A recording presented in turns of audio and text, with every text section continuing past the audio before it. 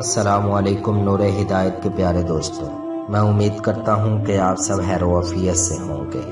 ایک نئی ویڈیو کے ساتھ آپ لوگوں کو خوش آمدید کہتے ہیں۔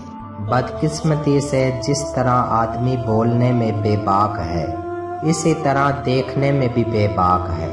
اسے احساس تک نہیں ہوتا کہ دیکھنا بھی ایک عمل ہے جو اس کے لیے ثواب یا عذاب کا باعث بن سکتا ہے۔ مثلاً اگر اپنی ماں کو محبت بھری نظر سے دیکھتا ہے تو ایک مقبول حج کا ثواب ملتا ہے، اور اگر غیر محرم کو شہوت کے ساتھ دیکھتا ہے تو عذاب الہی کا حقدار بنتا ہے، کیونکہ غیر محرم عورت کو دیکھنا انسان کا نہیں، شیطان کا کام ہے۔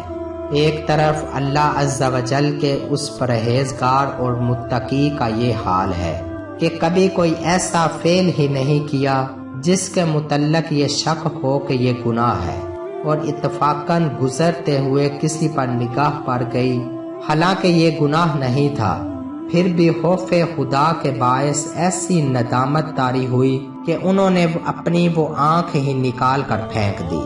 اور ایک طرف ہمارا یہ حال ہے کہ ہم دن میں ہزاروں گناہ کرتے ہیں، مگر ندامت تو کیا ہمیں اس بات کا احساس تک نہیں ہوتا۔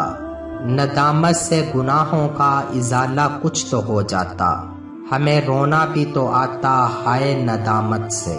عبرت پکڑیے اور بدنگاہی سے فوراً باز آ جائیے، کیونکہ دنیا میں آج مسلمانوں کے زوال کی ایک وجہ بدنگاہی اور بے حیائی بھی ہے، کیونکہ یہ عام مشاہدہ ہے کہ بعض لوگ بدنگاہی کے اس قدر عادی ہو جاتے ہیں کہ معاذ اللہ جب تک غیر محرم عورتوں کو تکتے نہیں انہیں چین نہیں آتا۔ چنانچہ امام محمد غزالی رحمۃ اللہ علیہ فرماتے ہیں، حضرت سیدنا عیسیٰ علیہ السلام سے منقول ہے کہ خود کو بدنگاہی سے بچاؤ، کیونکہ بدنگاہی دل میں شہوت کا بیج بوتی ہے، پھر شہوت بدنگاہی کرنے والے کو فتنہ میں مبتلا کر دیتی ہے۔